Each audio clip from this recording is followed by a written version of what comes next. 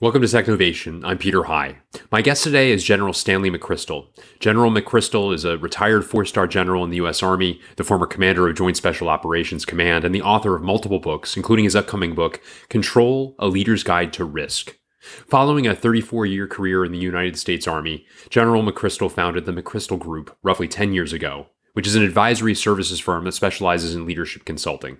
In this interview, we discuss the importance of adaptability and agility, and General McChrystal's view that nimbleness is a continuous journey. He notes that cross-functional collaboration is not automatic, and organizations must be deliberate in fostering trust in a distributed environment. To do this, he suggests that transparency, vulnerability, individual empowerment, and a common purpose are all critical ingredients. We also discuss the characteristics of a resilient organization and which lessons from the military he sees as most applicable to the business realm, among a variety of other topics. This interview was recorded live during Metis Strategy's Digital Symposium earlier this week. If you enjoy Technovation, please consider reading my book, Getting to Nimble: How to Transform Your Company into a Digital Leader. The book is now available on Amazon. As a special offer to our CXO listeners, if you purchase 50 or more books for your team, I'd be happy to join your team for a group discussion on it. To learn more, write us at info@metisstrategy.com or visit gettingtonimble.com to learn more. Stan, thank you for your service.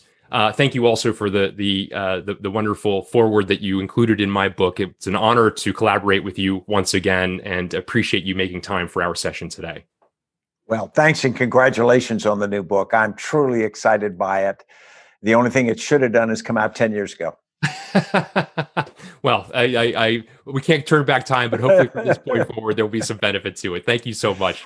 Many of you will know Stan, as I mentioned, is a retired four-star general, the former commander of U.S. and international security assistance forces in Afghanistan, and the former commander of the nation's premier military counterterrorism force, JSOC, the Joint Special Operations Command.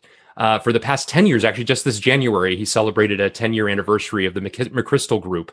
He is now an advisor to chief executive officers and other executives of companies here in the U.S. and around the world, and providing them innovative leadership solutions that help them transform and succeed in challenging and dynamic environments. And Stan, what challenging and dynamic an environment we have found ourselves in. May we live in interesting times. We certainly do. And I must say, speaking of books, this is one that I recommend as much as any other, certainly, and comes up again and again, Team of Teams, New Rules of Engagement for a Complex World.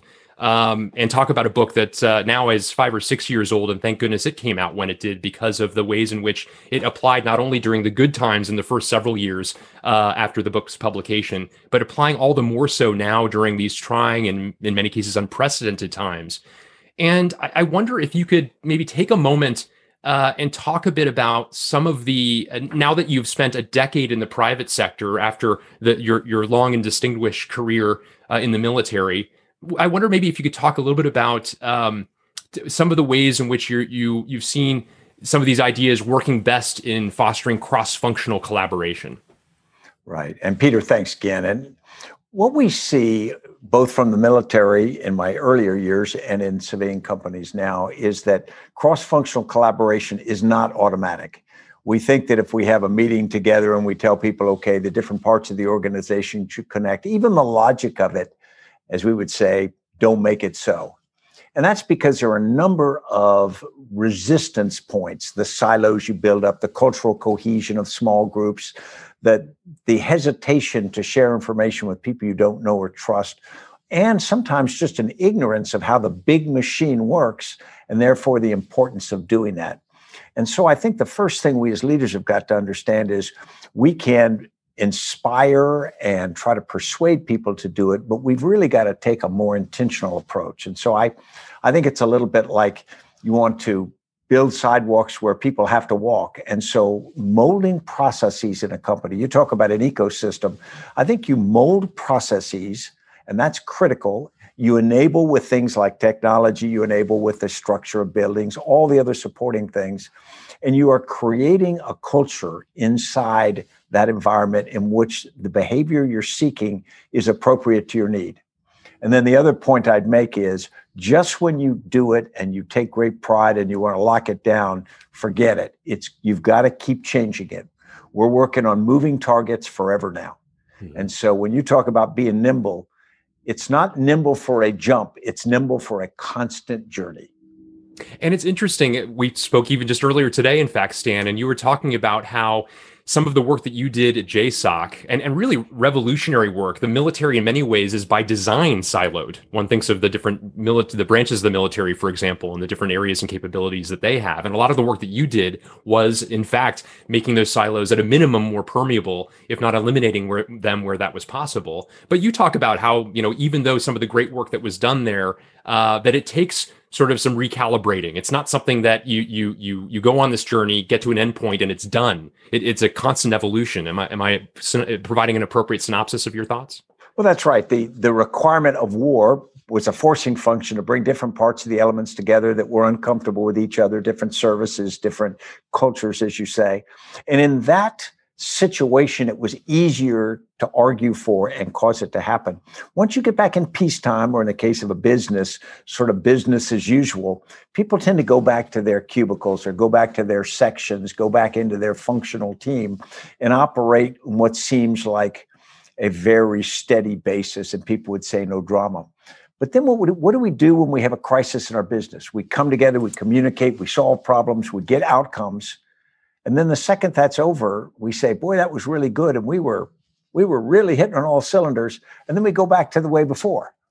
And my argument would be, if you have figured a way to be better, it doesn't mean you have to work 24/7 and live on pizza. But the reality is a different mode of operating, interconnectivity, unlocks capacity. And that's what I think more organizations need to be thinking. You had reason to think a lot about resilience and the cultural attributes necessary to bring it about in a military context, first and foremost, obviously. And now as a business leader, counseling other business leaders, you're doing much the same. And of course, as I mentioned at the outset, during these times especially, finding ways to foster resilience and drawing out the cultural attributes to do so become that much more important. Talk a bit about what you've learned as well as what you have brought to and taught out with many of your clients in terms of the ways of best to do so. Sure. First, to touch on military history, if you go back to World War II and Blitzkrieg, the old idea of the German Wehrmacht tactic of running armor columns supported by air was not to destroy the enemy forces. It was to fragment them and to shock their communications, to destroy their command and control and the cohesiveness as an organization. And so now we talk about, what do we do to become resilient? And you think the opposite. When something bad happens, whether it's a natural, a hurricane hits us or a business upset, what do we really need? First and foremost, we need communication. We need to understand what's going on across the organization to be able to respond to it, and two, to build that sense of connection. Then we need trust, because we're going to operate fast. We're going to make tough decisions, and we need to make trust without all the transaction costs of long time and things like that. And then we need decisive leadership. We need people who can take those things together and say, this is the new reality. This is what we must do and move forward. So resilience is really an organizational set of attributes that the organization, I would say, can take a punch and can get back up again and can do all of those things. If you take a very efficient organization that's tight as a bowstring, but when one thing breaks, it sort of all falls apart, then you've got the opposite.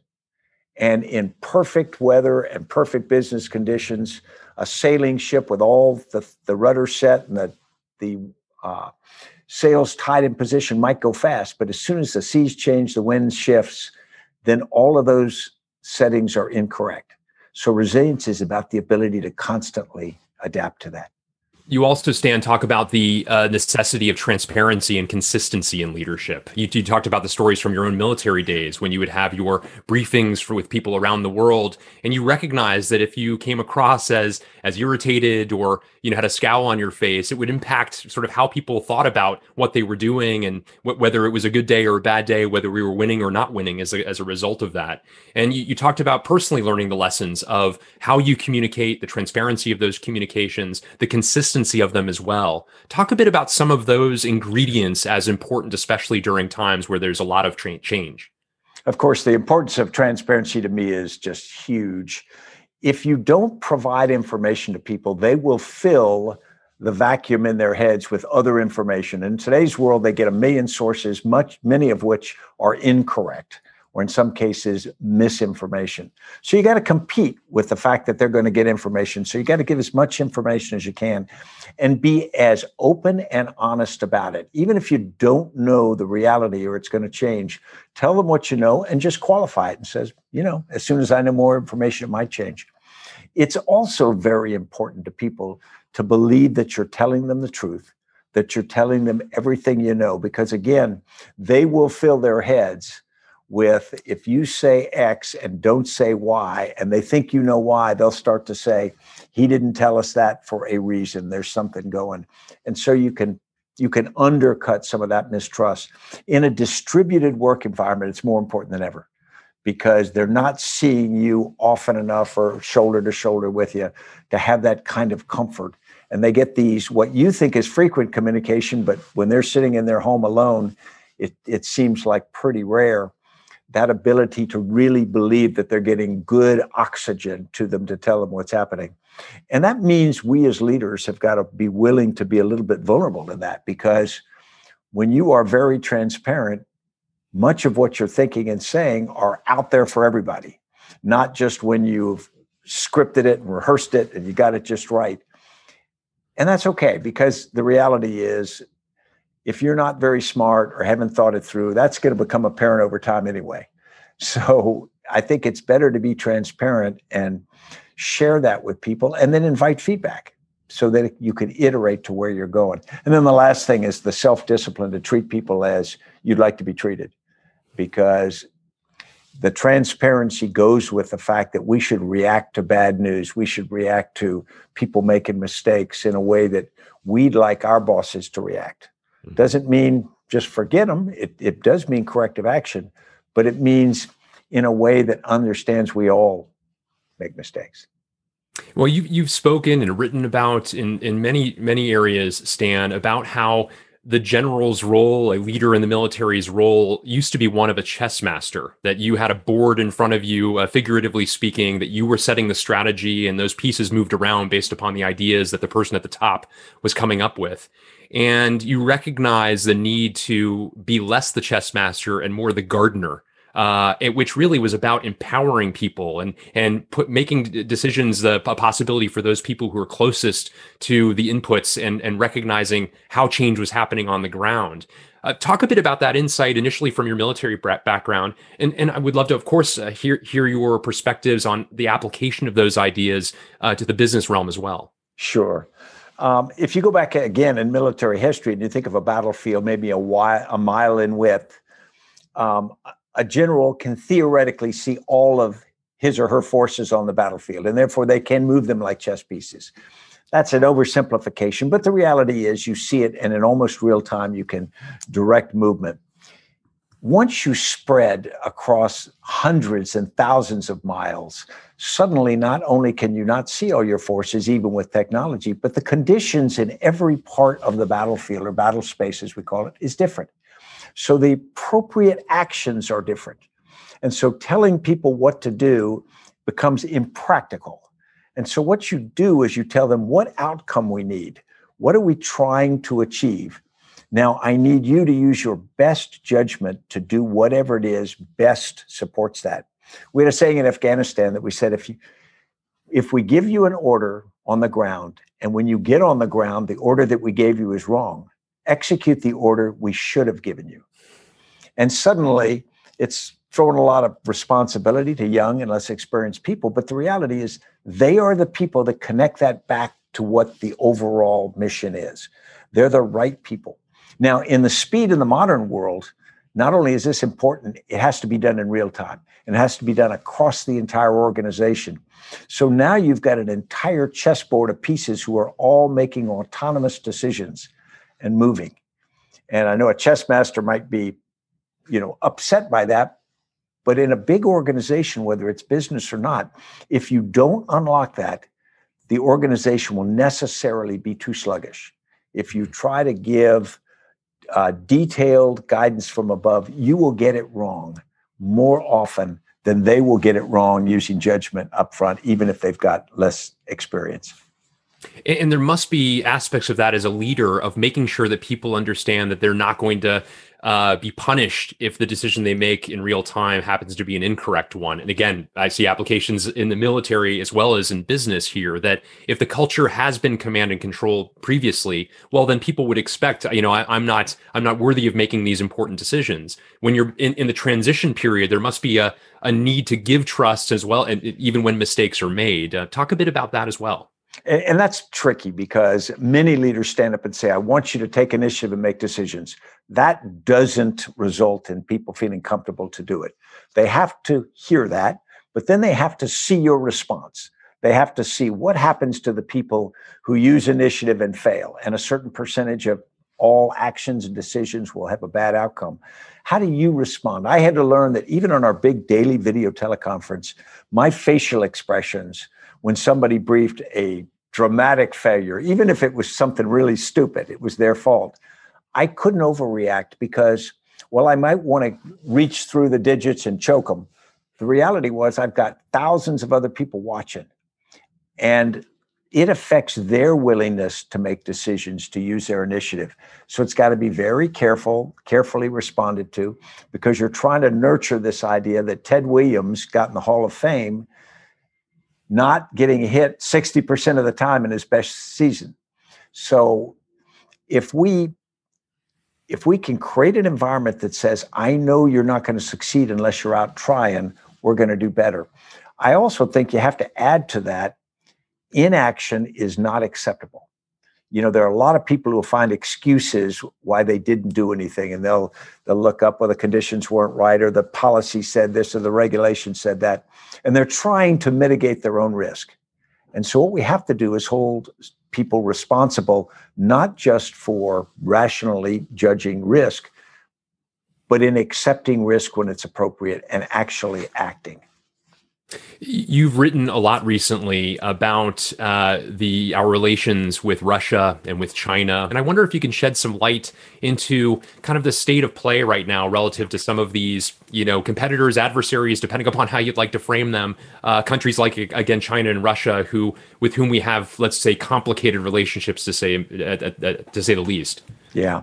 As most people know, right after World War II, the United States was 46% of the world's gross national product equivalent. So that was an aberrational overweighting of a single country with economic power.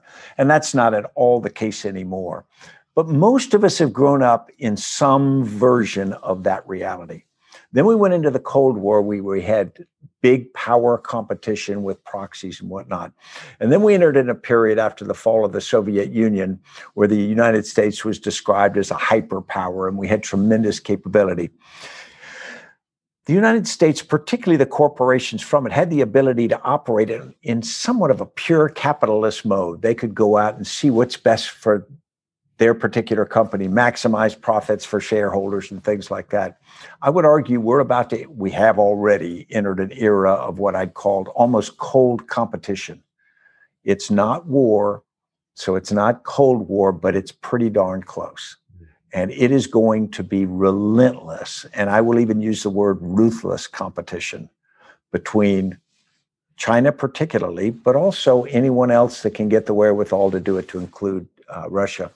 So I think that we in the world now have got to wake up to that reality, and we've got to conduct our business and our foreign policy in a way that makes ourselves as strong as possible. International alliances for foreign policy, a firm status around the world, but recognizing that we are not the overarching power, dominant power that we might have once been. But also our companies have got to understand this is a team sport. This is a team of teams now. Companies operate in their own interests, but they also operate in the interests of their nation. And so companies are going to be most successful if our economic system and our ecosystem is most successful. So we've got to pull things together in a way for cybersecurity, for trade relations, and all these things in a way that are mutually supporting. And that's a bit different than we've done in the past. There are going to be some leaders who say, wow, that smacks of industrial policy, or that smacks of a controlled economy. And I'm not talking about that, but I am talking about an intentional effort to make the healthiest economy we can, starting with education for a workforce, security of supply chains, precious or key natural resources, all of those things. We've got to look at the world differently, and we've got to act to further those interests. Very important points, and complicated days ahead, certainly. But with the advice that you've shared here, certainly some great nuggets for us to take back as we do our own planning. General Stanley McChrystal, I'm honored you would join us today. Thank you so much for sharing your wisdom, your experience with us. Thank you again for your service to our country, and I'm honored to call you a friend. Thank you so much. Thank you, Peter, and all the best.